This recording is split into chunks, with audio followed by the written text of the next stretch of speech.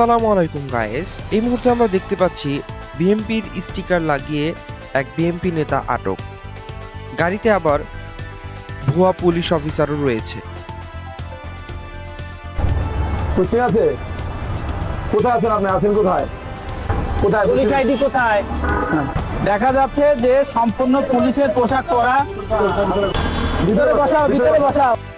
ভিতরে বসে থাকা বিএমপি নেতা রাকিব পুলিশকে ভাড়া করে এনেছে, যে তার নাম, ঠিকানা এবং ব্যাচ পর্যন্ত বলতে পারতেছে না। পরে আছেন, এই র্যাঙ্কটা কি বোঝেন? এটা কিসের র্যাঙ্ক? কোন র্যাঙ্ক এটা? বলো। এটা কোন র্যাঙ্ক? কথা বলেন না কেন? সাব ইন্সপেক্টর, তোমার এই যে পুলিশের পোশাক সব পরা, তুমি একটা গাড়ি নিয়েছো, গাড়ি ভাড়া করছো, তুমি তোমার পরিচয় বলতে পারতেছো না, তোমার পোস্টিং কথা বলতে পারতেছো না। ফেরো আসো। এই হ্যান্ডকাপ কোথায়? অবশেষে বিএমপি নেতা ও তার সাজানো পুলিশের হাতে আটক হয়েছে। গাড়ি থেকে নামিয়ে তদন্ত করে এদের কাছে ওয়াকিটকি ও রিভলভার পাওয়া গেছে, যা পরবর্তীতে পুলিশ হাতিয়ে নিয়ে নেয়। ওয়াকিটকি আপনাদের কাছে পাওয়া গেল। ও বাবা, এদের কি পিস্তল আছে দেখি।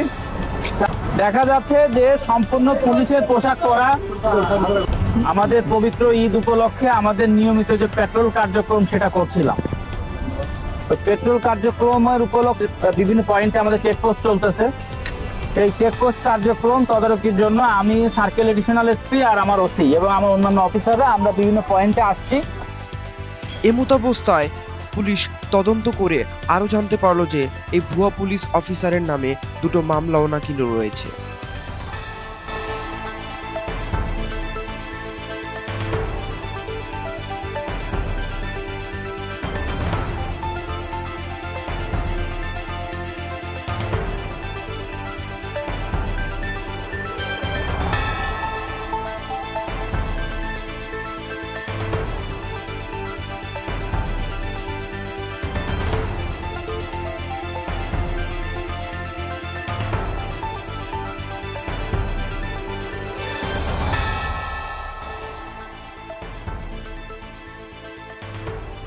এই যে দেখেন, এই যে সাব ইন্সপেক্টর দেখছেন, এই যে সাব ইন্সপেক্টর র্যাঙ্ক। এটা দেখে আমি গাড়িটা থামানোর জন্য আমার অফিসারদেরকে নির্দেশ দিলাম, আমরা চ্যালেঞ্জ করলাম। আর গাড়িটা চ্যালেঞ্জ করার পরে আমি দেখলাম যে এই শাকিল নাম করে সে এই পোশাক পরে এখানে বসাচ্ছে এই পুলিশ পরিচয় দিয়ে। এই দেখেন আমি ওর কাছে কি কি পেয়েছি।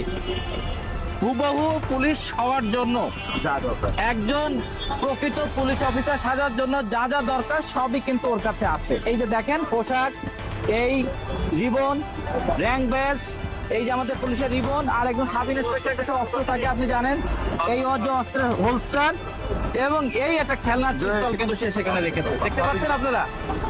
তো এই খেলনার পিস্তলের এখানে পাশেই আবার পকেটে তার কিন্তু এই যে ওয়াকি টকি দেখা যাচ্ছে, এই ওয়াকি টকিটাও সে রেখেছে। তো পরবর্তীতে আমরা তার পোস্টিং কোথায়, সে কোন জায়গায় চাকরি করে, এগুলো জিজ্ঞেস করলে সে কোনো সদুত্তর দিতে পারে নাই।